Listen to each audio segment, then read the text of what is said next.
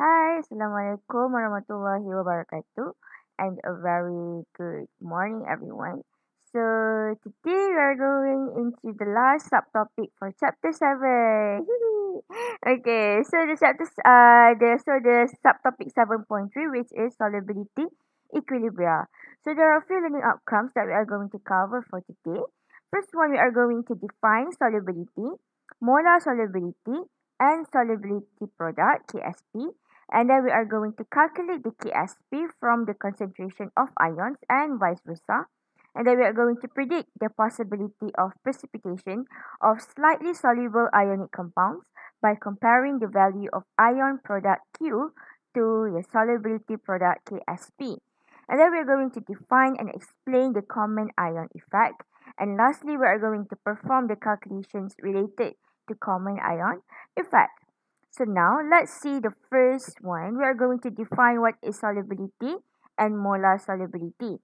So solubility is the mass of solute dissolves in a given quantity of solvent to form a saturated solution. So we use in unit gram per liter or gram per decimeter cube. Okay. And the molar solubility is the number of moles of solute present in 1 liter of a saturated solution. So in unit mole per liter or mole per decimeter. So basically, molar solubility is a concentration. Okay, so this is the relationship between the solubility and molar solubility. So if you want to get the molar solubility from the solubility, you need to divide the solubility. You need to so the solubility is need to divide by the molar mass to get the molar solubility. And if you want to get the solubility, you need to times the molar solubility with the molar mass. Okay, so it's like really simple. Alright, next. For example, we see here how to calculate the solubility. It gives you the molar solubility with a value of 2.4 times 10 to the power of negative 4 mole per liter at 25 degrees Celsius. So you need to find the solubility. So to find the solubility, you need to times the molar solubility with its molar mass. So you will get the solubility in gram per liter. Okay. So next, we are going to look at the solubility product constant, which is KSP.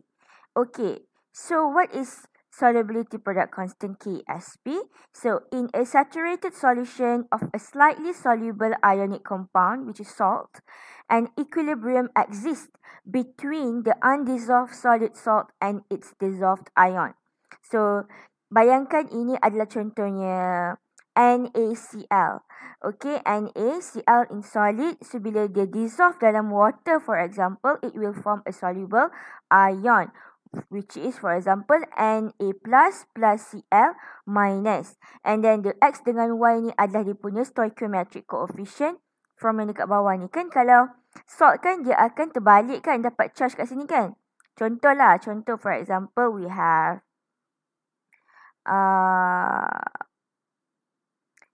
and Ba2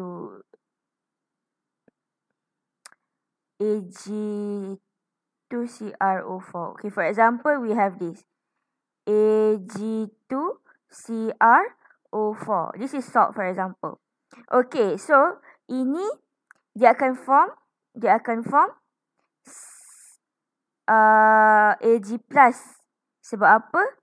Dekat sini tak ada, bawah ni tak ada kan? So kat sini Ag plus, tapi ada 2 ke? So kat sini 2. Plus dengan, kan? Sebab X ni bawa pergi depan, betul tak? Yang ni, bayangkan 2 ni adalah X tu dibawa pergi depan, so X kat sini.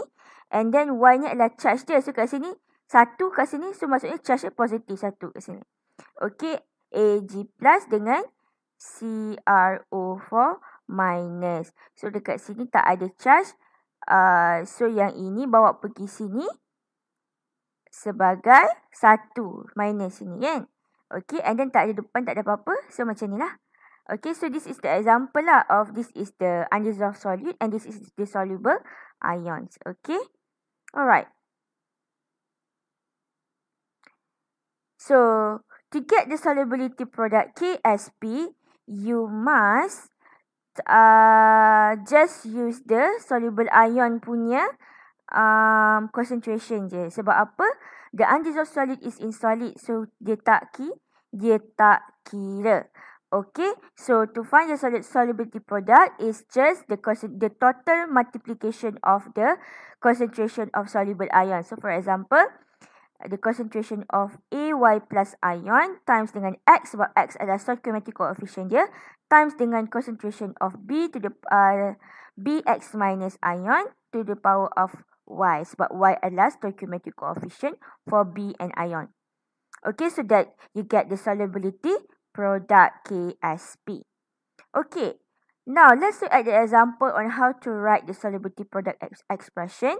So the question asks you to write the solubility product expression of the following slightly soluble salt: lead to sulfide and silver carbonate. So lead to sulfide has the PBS solid. Dia akan form PB2 plus and S2 minus in aqueous. Okay, so when you find the KSP, you just include the soluble ion punya concentration, which is PB2 plus times dengan concentration S2 minus ion. Okay, so for silver carbonate is Ag2CO3. So Ag is a positive charge. So Ag plus dengan CO3 2 minus. Tapi sebab Ag ada 2, silver ada 2, so ada 2 dekat depan sini. So to find the KSP is equals to concentration of Ag plus square, sebab ada 2 kat sini, times dengan concentration of CO3 2 minus. So this is how you write the solubility product expression for the following soluble salt. Okay? Alright. So now we have know what is the solubility, what is molar solubility, and what is the solubility product KSP. Now we are going to look at the calculation involving the solubility equilibria yang kita dah cakap tadi. Yang kita belajar pasal solubility, molar solubility dengan what is it? Solubility product. Okay. So let's look at the first example. Dia cakap the solubility of copper to iodide in water at 25 degrees Celsius is 4.3 times 10 to the power of negative 4 gram per liter. So dia bagi kita solubility dalam gram per liter. So dia suruh cakap determine the solubility product of copper iodide. Okay. So first step, kalau dia bagi kita solubility sahaja dalam gram per liter, dia suruh kita cari solubility product, kita kena cari molar solubility. Sebab apa? Molar solubility bersamaan dengan concentration. Kita nak cari solubility product, kita kena tahu concentration of ion, betul? So kita kena cari molar solubility, sebab molar solubility is equals to concentration. So, kita tahu dia punya solubility. So, kita kena cari molar mass of copper iodide. Sebab kalau kita ada molar mass dengan solubility, kita boleh cari molar solubility. So, kita tahu molar mass copper iodide sama dengan 190.5 gram per mole. So, to find the molar solubility, you need to divide the solubility with molar mass to get the molar solubility or the concentration with of 2.26 times 10 to the power of negative 6 mole per liter or molar. So this is the concentration. Okay, now second step, we do the ice table. So remember the ice table from chapter 6 that we learned. Okay, sama je. Okay, sebab kan kita ada KSP kat sini, so kita kena ambil kira pasal equilibrium dia, betul? Sebab apa? Kalau kita tengok balik, okay, if we see back the meaning of the KSP, it is where they said that dia kata in a saturated solution, an equilibrium exists kan between the undissolved solid dengan dissolved ion. So kat sini ada kemengena dengan equilibrium state of the reaction. Okay, so sebab tu kita buat ice table. So, sekarang ni second step kita buat ice table. So, apa first step dalam ice table kita? Kita kena let X equals to molar solubility of copper iodide. So, let X equals to molar solubility of copper iodide. So, kita akan buat ice table, initial change dengan equilibrium dalam unit molar. Sebab apa? Molar solubility is a molar. Kan? Adalah concentration. Sama kan? So, kita akan buat macam ni. And then kita buat dia punya chemical equation. So, kita tahu copper iodide, dia akan dissolve to form copper ion in aqueous plus iodide ion aqueous. Okay? So, kita tahu solid kita ambil kira. So, initially tak ada copper, tak ada soluble ion ni, betul? Tapi, change dia lepas diorang ni dissolve dalam water ke, for example, diorang ada pertambahan ion dekat sini. So, ion is formed. So, ada plus X dengan plus X. Sebab apa plus X? Sebab dia ada satu je dia punya stoichiometric coefficient kat depan dia, betul? So, plus X dengan plus X. So, at equilibrium, dia akan dapat X dengan X. So, we know that Ksp is equals to the concentration of copper ion times dengan concentration of iodide ion. So, diorang ni dua-dua adalah X. So, sama dengan X squared. Kita tahu X ni adalah 2.26 times 10 to the power of negative 6 mol per liter. So, kita akan masukkan nilai ni dalam X ni. So, dapat, lepas tu kita squarekan dia. So, we will get the Ksp for copper iodide is 5.1 times 10 negative 12. So, this is how you answer this kind of question. Okay. Alright. Next. Okay. Next example. Kalau dia kata, kalau dia bagi kita solubility product, dia suruh kita calculate molar solubility dengan solubility pula. So, for example, kat sini dia kata, the solubility product Ksp for calcium hydroxide CaOH2 is 8.0 times 10 negative 6. So, dia kata, calculate its molar solubility and solubility in gram per liter. So, biasanya kalau dia suruh kita cari solubility, dia akan cakap dalam unit. Kenapa? Sebab ada soalan dia suruh kita cari solubility, tapi dalam molar solubility, dalam mol per liter. So, biasanya kalau dia memang nak betul-betul kita cari solubility, yang betul-betul solubility, dia akan bagi tahu solubility dalam unit gram per liter. Okay, lepas tu kita akan tengok kenapa dia macam tu. Okay. So, kita tengok kat sini, dia suruh kita cari molar solubility dengan solubility. So, first step, kita tahu Ksp dia, betul? So, dekat sini kita terbalikkan dia. Kalau kita dah tahu Ksp, kita terus start dengan ice table. Kalau kita tak tahu Ksp, kita kena cari dulu dia punya molar solubility ataupun concentration. Okay, tapi kalau kita dah tahu Ksp, kita terus start dengan ice table. So, macam biasa, bila kita buat ice table, kita kena let X equals to molar solubility of calcium hydroxide. So, bila kita buat ice table, kita buat chemical equation. So, kita dapat kat sini, at equilibrium, the concentration of calcium ion is X and the concentration of 2 mol of hydroxide ion is 2X. Okay, sebab ada 2 kat sini.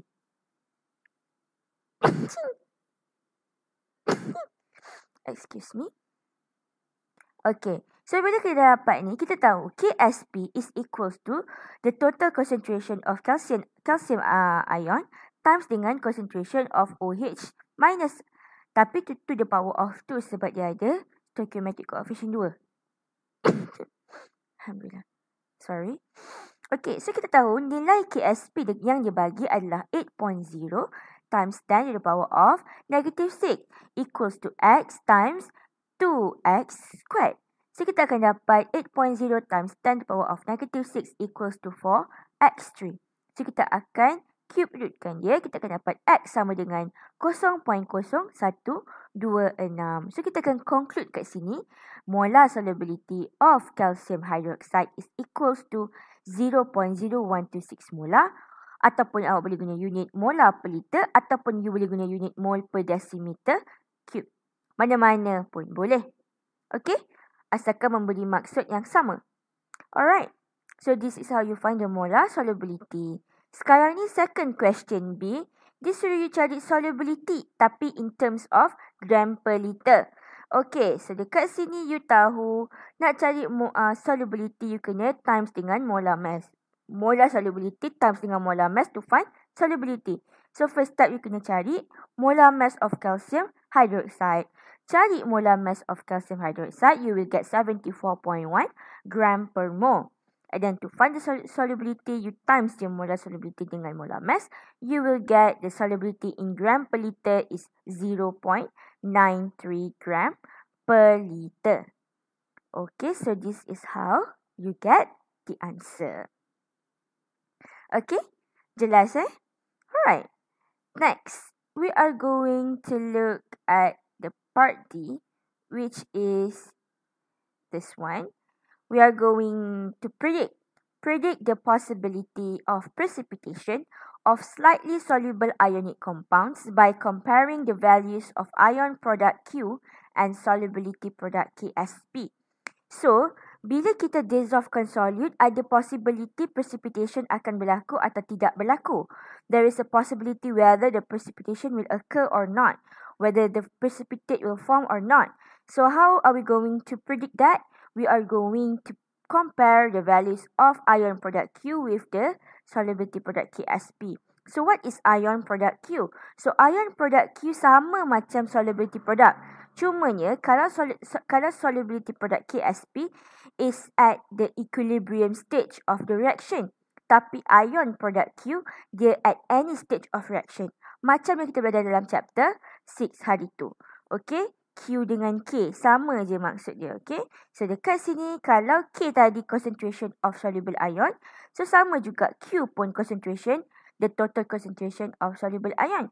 Cumanya, dia berlaku at any stage of reaction. So, macam mana kita nak predict whether the precipitation will form or not in the reaction?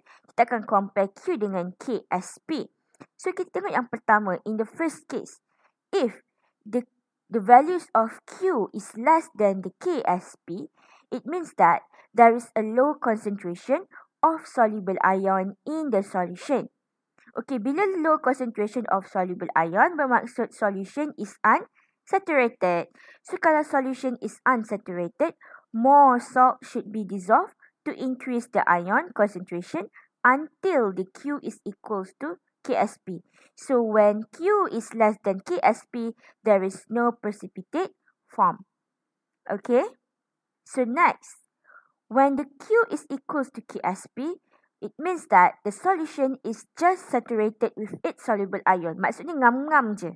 Okay, so it means that the equilibrium exists between the undissolved solid salt and its dissolved ion. Okay, and lastly, so untuk Q equals to KSP pun tak ada precipitate form.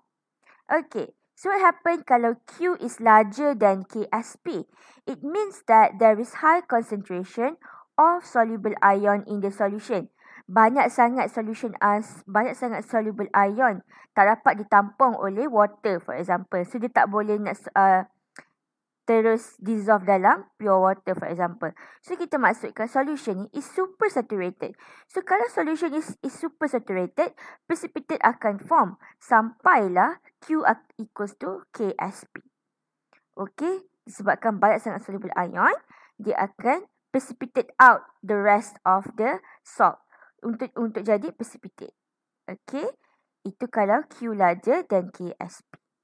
Okay. So, kalau Q is larger than KSP sahaja yang precipitate will form. Okay. Alright. Sebab apa? Solution is super saturated. Okay. Let's look at an example to predict the possibility of precipitation. So, dekat sini dia kata, predict whether the precipitation form when 50 cm³ of 0.1 molar beryllium hydroxide solution is added beryllium solution is added to 50 cm³ of 0.5 molar sodium sulfate solution Na2SO4 solution. So, dekat sini, dia bagi kita KSP for beryllium sulfate is equals to 1.1 times 10 to the power of negative 10. So, maksudnya ini adalah precipitate yang dia akan form. Maksudnya ini adalah salt yang akan form daripada reaction of this hydroxide dengan this sulfate. Betul tak? This BaOH2 dengan Na2SO4, this is the salt yang akan form. This is the undissolved solid yang form. Okay, so dekat sini bila dia bagi kita KSP ni, so kita tahu precipitate form is BaSO4. Okay, itu first step kita kena tahu lah. Itu first step of the first step yang kita kena tahu. Precipitate apa yang akan form? Okay, BaSO4. Okay, so dekat sini kita nak tahu kalau betul-betul ke precipitate akan form. Kalau betul-betul memang dia akan form ni, dia akan form BaSO4, tapi betul-betul ke dia akan form? Okay, so kita kena compare value Q dengan K. Macam mana nak compare value Q dengan K? Kita kena cari Q lah, betul tak? So nak cari Q, kita kena tahu concentration of soluble ion. So first step, kita kena find the concentration of Ba2 plus dengan SO4 2 minus. Okay, macam mana nak cari concentration? Kita kena cari number of mole dulu. Sebab apa? Yang dia bagi kita molarity ni adalah molarity yang sendiri-sendiri. Molarity sebelum diorang campur. Okay, kita nak cari molarity selepas diorang mix together. Sebab apa? Bila diorang mix together, dia punya total volume lain, betul tak? So, bila total volume solution lain, dia akan affect dia punya concentration or dia punya molarity dia. So, kita akan cari dulu dia punya number of mole dulu. Lepas tu, kita divide dengan total volume, dapatlah concentration yang baru. Okay, so nak cari dia, kita tahu the number of mole of Ba2 plus present in 50 cm3 of beryllium hydroxide solution is equals to Mv divided by 1000. So, molarity kita adalah 0.1 times dengan volume 50 divide by 1000. Kita akan dapat number of mole of beryllium ion is 5 times 10 to the power of negative 3 mole. Okay, sama juga untuk sulfur ion, kita akan dapat NSO42- present in 50 cm3 of Na2SO4 solution equals to Mv divided by 1000. So, sama juga 0.5 kali dengan 50. Okay, divide by 1000, kita akan dapat number of mole of SO42- is 0.025 mole. Okay, now kita dah tahu number of mole kedua-dua ni. Kita nak cari total volume selepas diorang mix together. 50 plus 50, we got 100 cm3.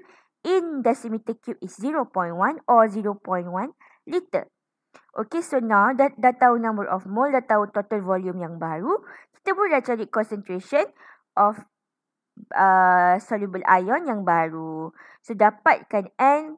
So, nak cari concentration of Ba2 plus. So, N Ba2 plus divided by volume total. So, we get concentration of 0.05 mole per decimeter cube or molar or mole per liter, mana-mana pun boleh. Okay. Or, and then kita cari juga concentration of SO42-. Okay, dapat 0.25 mole per decimeter cube. Okay, dah dapat kedua-dua concentration ni, barulah kita boleh find Q. Kenapa? Sebab apa? BaSO4 solid, dia akan dissolve to form soluble ion which are Ba2 plus aqueous plus SO4 2-. Okay, bila kita dah buat chemical equation macam ni, so kita boleh cari Q. Okay, so Q sama macam KSP, nak cari dia. So, concentration of Ba2 plus times concentration of SO42-, masukkan value yang dapat tadi. Dapatlah Q equals to 0.0125. Okay, dah dapat Q. Kita kena comparekan Q dengan KSP. So, this is how you compare. So, you compare Q, value dia 0.0125 is larger than KSP. 1.1 times 10 negative 10. Ataupun you boleh cakap macam ni je. Q larger than KSP. Okay. So, the solution is super saturated. So, maksudnya, the value of Q indicates that the concentration of the ions are too large. Thus, some of the BaSO4 will precipitate out of the solution until Q equals to KSP. So, maksudnya, precipitate will form. Okay, so menjawablah soalan tadi yang ditanya. Predict whether the precipitation form ke tak form, kan? So, maksudnya precipitation form lah. Okay, alright. So, this is how you do this kind of question. Okay. Alright. Next, kita akan masuk second part, the last part, which is the effect of common ion on solubility. So what is common ion? So common ion is an ion that is common to two or more component in a mixture of a solution of ion. Maksudnya ada banyak ion dalam tu. Okay, so apa common ion effect ni? Common ion effect ni adalah the reduction in the solubility of salt in the presence of common ion. So kalau adanya common ion ni, maksudnya solubility of satu-satu salt tu akan berkurangan. So kita akan explain ni using the Le Chatelier's principle. So let's see this one. We have a saturated solution here. Okay, BaSO4. Kita tambahkan dengan BaOH2 solution. So dekat sini, bila kita buat chemical equation, so saturated solution BaSO4, dia akan dissolve dalam water, for example, to form Ba2 plus aqueous dengan SO4 2 minus aqueous. So bila dia dissolve, tiba-tiba kita tambah. Oh no. So maksudnya, soalan macam ni biasanya kita tambahkan di satu BaSO4 dalam BaOH2 solution. So dia nak dissolvekan BaSO4 in BaOH2 solution. So bila kita dissolvekan dia, kita akan dapat Ba2 plus aqueous dengan SO4 2 minus aqueous. Pada masa yang sama, solution beryllium OH2 ni, dia ni ada dalam solution dia ada Ba2 plus aqueous dengan hydroxide ion. Okay, so dekat sini ada dua jenis Ba2 plus daripada spesies yang berlainan. Betul? So dekat sini kita namakan, so maksud dekat sini Ba2 plus ni adalah common ion. Okay, dia adalah common ion sebab dia banyak diproduce dalam lepas BaSO4 ni dissolve dalam BaOH2 ni. So bila kita ada common ion dekat sini, so bila kita explain according to Le Chatelier's principle, common ion will decrease the solubility of slightly soluble ionic compound BaSO4.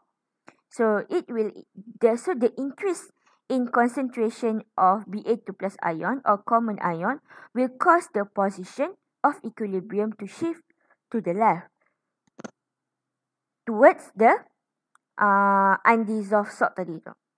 Okay. So dia akan menyebabkan, it will cause the concentration of soluble ion Ba2 plus and SO4 2 minus decreases. Sebab dia pergi ke left, maksudnya sekarang dia akan menyebabkan concentration of slightly soluble ionic compound BaSO4 increases. Okay, so effect of common ion adalah dia akan decrease solubility of compound, menyebabkan yang akan naik adalah concentration of undissolved ion, yang akan menurun adalah concentration of soluble ion. Okay. So last part is we are going to look at the example to perform the calculation related to common ion effect. So biasa soalan yang berkaitan dengan performing calculation related to common ion effect is biasanya adalah this one. So the solubility product KSP for calcium fluoride is 4 times 10 to the power of negative 11. Calculate the solubility of calcium fluoride in pure water and 0.05 molar Kf solution. So dekat sini yang saya cakap tadi. Kalau kat sini dia suruh kita find solubility je. Okay, dia tak spesifikkan pun solubility in gram per liter. Kan, betul? So dalam case ini dia nak cari solubility tapi solubility in terms of molar solubility. So awak kena cari dalam mole per liter ataupun mole per decimeter cube. Dalam bentuk concentration dia punya solubility tu. Okay, so let's look at A1. So bila dia suruh kita cari solubility in pure water, okay, so kita akan buat macam ni. A1, first kita kena buat ice table, okay? Bila buat ice table, sebab apa kita kena buat ice table? Sebab kita tahu KSP dah. Kalau kita tak tahu KSP, kita kena cari molar solubility dulu baru buat ice table. Tapi sebab kita dah tahu KSP, terus jump into ice table. So first step untuk buat ice table, kita kena let X equals to molar solubility of CaF2 in pure water. Okay, so soalan dia dalam pure water kan kita nak cari solubility in pure water. So, kita kena let X equals to molar solubility of CeF2 in pure water. So, kita dah buat I stable. So, kita akan buat macam biasa. Kosong, initial change plus X plus 2X. So, at equilibrium, dia adalah X dengan 2X. So, kita tahu KSP adalah concentration of Ca2 plus times dengan concentration of F minus to the power of 2. Kan? Betul? So, kita tahu nilai KSP adalah 4 times 10 negative 11. So, equals to X here times dengan 2X tapi ada squared 2X squared. So, we will get 4 times 10 to the power of negative 11 equals to 4X cubed. So, kita akan dapat X adalah 2.15 times 10 to the power of negative 4 molar. So, kita akan includekan the molar solubility for CeF2 is 2.15 times 10 negative 4. Okay, next. Kita nak cari molar solubility bila dia dissolve dalam 0.05 molar KF solution. So, kita let Y pula. Tadi dah X kan, kita let Y lah pula. So, let Y equals to molar solubility of CeF2 in KF solution. So, buat macam biasa. Tapi dekat sini, sebab KF ni ada F kat sini. So, maksudnya initially dia ada 0.05 molar. Kenapa 0.05 molar? Sebab dia dissolve dalam 0.05 molar KF solution. Potassium fluoride. So, maksudnya initially ada 0.05 molar of fluoride ion dalam situ sebelum diorang buat reaction. So, dekat sini kita akan dapat at equilibrium the concentration of Ca2 plus is Y and the concentration of F minus is 0.05 plus 2Y. So, disebabkan KSP sangat-sangat small, lebih daripada ni, lebih daripada 10 ni, dah negative 11 kan. So, kita akan assume that Y is also very small. So, 0.05 plus dengan 2Y akan dapat approximately 0.05 juga. So, kita akan buat dekat sini. KSP is equals to concentration of calcium ion times dengan concentration of fluoride ion squared is equals to 4 times 10 negative 11 equals to Y times dengan 0.05 plus 2Y squared. Tapi kita dah assume dia sama dengan ni. So, kita akan masukkan 0.05 je. So, bila dapat macam ni, kita akan dapat 4 times 10 to the power of negative 11 equals to 2.5 times 10 negative 3 Y. So, kita akan dapat Y sama dengan 1.6 times 10 negative 11. So, the molar solubility of CeF2 in KF solution is 1.6 times 10 to the power of negative 11 molar. Okay. So, kita dah dapat solubility untuk CeF2 in pure water and in KF solution. Sekarang ni, soalan B kita, dia kata, compare the solubility of CeF2 in pure water and 0.05 molar KF solution. Explain your answer. So, dekat sini kita akan explain answer kita. Okay, first point kita cakap macam ni. The solubility of CeF2 in 0.05 molar KF solution, statekan apa dia, is lower than, so lower kan, ni negative 8, ni negative 4, so lower lah kan. Is lower than in pure water 2.5 times 10 negative 4 molar. Kenapa? The increase in concentration of fluoride ion, which is common ion dekat sini, kan, shift the equilibrium position to the left, thus reduce the solubility of CeF2 in KF solution. So, this is how you explain your answer regarding the common ion effect untuk soalan macam ni. Okay? So, this is how you answer. So, lepas ni, you boleh jawab soalan tutorial you. Dalam soalan tutorial, soalan dia sangat simple. Okay, soalan tutorial, dia kata, untuk soalan nombor dah boleh jawab dah soalan nombor 4, 5, 6, 7, 8, 9. Macam mana nak jawab soalan nombor 8 dengan 9? Saya dah bagi contoh dah. Nak jawab soalan nombor 9 tutorial book tu, macam yang saya buat ni. Nak jawab soalan nombor 8 dalam tutorial book tu, macam yang ini. Okey, yang ini yang saya tunjuk ni. Okey, compare Q dengan K. Yang selebihnya, soalan basic. Basic question that you need to know how to answer it. Okay, so please try to do your tutorial question. Alright, so that is all for today. So I hope that, so kita actually dah habis dah chapter 7. Dah habis dah untuk SEM 1. Tapi Saya akan buat video untuk jawab tutorial 7.3, buat video lagi untuk jawab tutorial 7.2 and jawab tutorial buffer solution 7.1. Okay, so saya akan lagi up lagi 3 video untuk tutorial, sebab itu just untuk tutorial discussion. Okay, so tapi kita dah habis belajar dah. Okay, so I hope that you will understand this part because it is quite simple for chapter 7.3. Okay, so fighting. You can do it, okay? So keep studying, keep learning. InsyaAllah everything will be fine. Okay, so with that, Assalamualaikum warahmatullahi wabarakatuh. Bye-bye.